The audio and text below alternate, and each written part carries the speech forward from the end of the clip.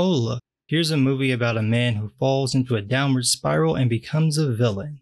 Feminists bitching about it being problematic in 3, 2, 1.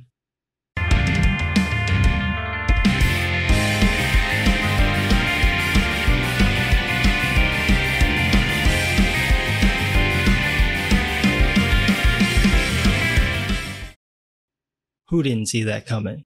The Joker got a pretty good response from the film festival audience that viewed it. From what I've read, it seems like it might be a hit, maybe even win an Oscar. So of course, the moral busybodies have to pipe in because God forbid someone make a film about a villain becoming a villain. It's only the Joker, Batman's greatest villain, and one of the best villains ever. Who wants to see a movie about how he became the Joker? Shut the fuck up, the correct answer is no one, you fucking misogynist. Or at least, that's what this woman, what's her name? Giselle Basquet? No, what is it? Simone Dusbin? No, that's not it. God, what is that woman's name? Manjam Pale? No? Wait, Heather Antos. That class act. She just had to share this. Twitter is the place for dumb thoughts. Quote, why the Joker movie is problematic. Rachel Miller nails it. Let me guess, 'cause he's a man? I don't even have to read it. I promise you it's because he's a man and men are evil and they don't have any problems, and we don't need to hear about how traumatized they are in their privileged lives or what drove them to violence, because God forbid you have sympathy for someone or bother to learn why they do the things they do. I mean, it would only help you identify when someone's having a problem and stop them before they do bad things. Why would you want to do that? I'm willing to bet that's Rachel Miller's argument.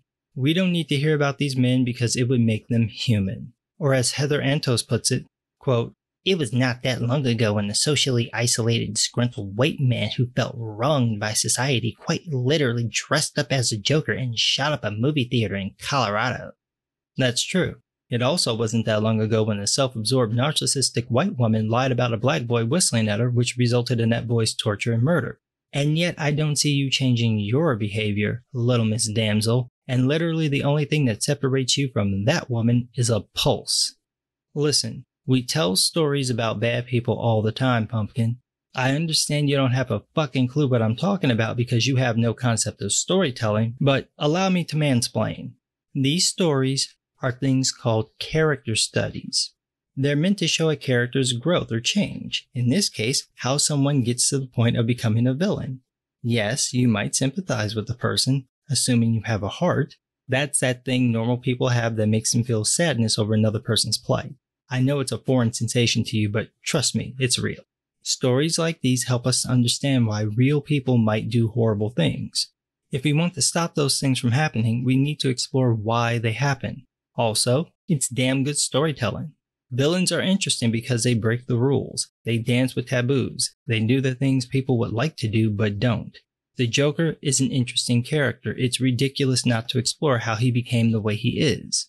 We can't help that some jackass dyed his hair bright orange, which isn't even what the Joker looks like, and use that as an excuse not to tell a story about the character. If we're gonna write stories, we need to explore the villain's past too. This is basic storytelling, Heather, and yet despite being a comic book editor, you seem completely ignorant of it, almost like you didn't get the job based on your storytelling skills. Speaking of useless thoughts, I checked out Rachel Miller's dumbass rant, and it lived up to my lowered expectations. It's exactly what you'd expect a feminist to write, short of her admitting that she just wants men and boys with problems to kill themselves. It starts off with this gem, quote, okay, I've pinpointed exactly what it is that bothers me about a Joker movie. I don't want to watch a movie that shows us the trauma that drove the Joker insane. So you don't want to feel sympathy for abused men and boys. Spoken like a true feminist. Here's a thought, and I'm just throwing it out there. Don't watch the movie. No one's forcing you to spend your daddy's hard-earned money to see this film. You don't have to go to the show. What's that thing that you feminists always say? Oh yeah, it's not for you. Treat it like a Friday night. Just sit in your apartment alone with your 48 cats and fap to news articles about boys being molested. Or watch Netflix. Same difference. I don't want to watch a well-intentioned but unstable man get bullied until he turns into a mass murderer. Yes, because then your heart might grow 2 sizes. And she just goes on and on like this, just ticking off every anti-male feminist talking point. She says, quote, I don't want this to be sold as a relatable story that can happen to anyone with a bad day, and I don't want to be around any lonely white boys who relate to it. Funny, because I don't think you'd have a problem if the Joker were a woman. I think you'd applaud it as stunning and brave and so needed, especially if that woman only killed men and boys.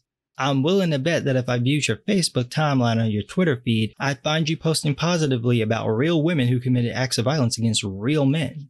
I've yet to find a feminist who talks like you do who doesn't do that. At some point, you're going to excuse women abusing men or raping them or killing them or trashing them. It's just what feminists do. And then the people like me who go, that's really sexist, have to listen to your story about a, quote, socially isolated, debatably neurodivergent woman who was failed by the system and has a tragic backstory to prove it. And we should all listen and believe and feel sympathy for her. Look, nobody's telling you to agree with the Joker. There's something wrong with you if you go, I think he's onto something.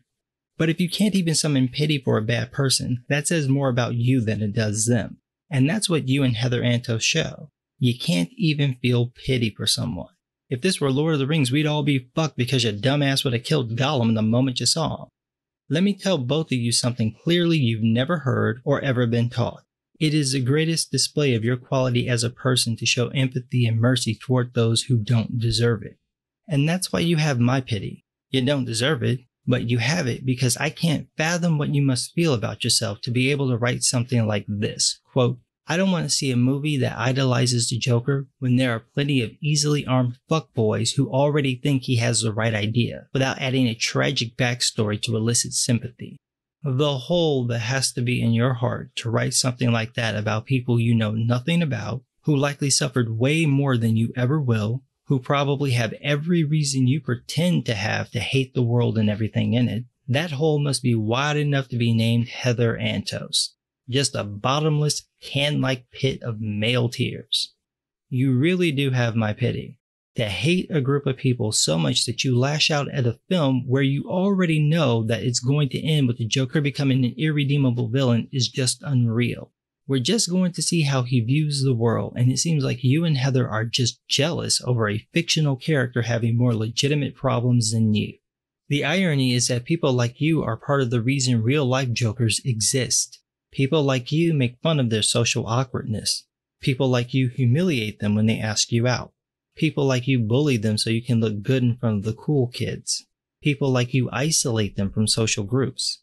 People like you refuse to give them help when they ask for it. People like you block the creation of support services that would help them. People like you target them for total social isolation. And then people like you turn around and attack them when they finally snap. What did you think would happen? Did you think all of them would turn to drugs or booze? Did you think all of them would turn to self-harm or suicide? Did you think all of them would just suck it up or get over it? You created the Jokers, and then you complain when your creation turns on you. If you don't want to see the movie, you don't have to. You can hate the film all you want, but hate it for a valid reason, not this feminist melodrama you've created in your head. Oh, and by the way, Heather, next time, before you bitch and moan about a, quote, socially isolated, disgruntled white man, maybe delete the tweet where you wished you were him. Quote, sometimes I wish that I was Batman. Or the Joker. Yeah, I'd be the Joker. Why am I not surprised that you fantasize about being a violent asshole? But what a difference 6 years makes, right? In 2013, it was all cool for you to relate to the Joker, but in 2019, it's problematic. But only if men do it. Hypocrisy, thy name is truly Heather Antos. But what do I know? I'm just some guy.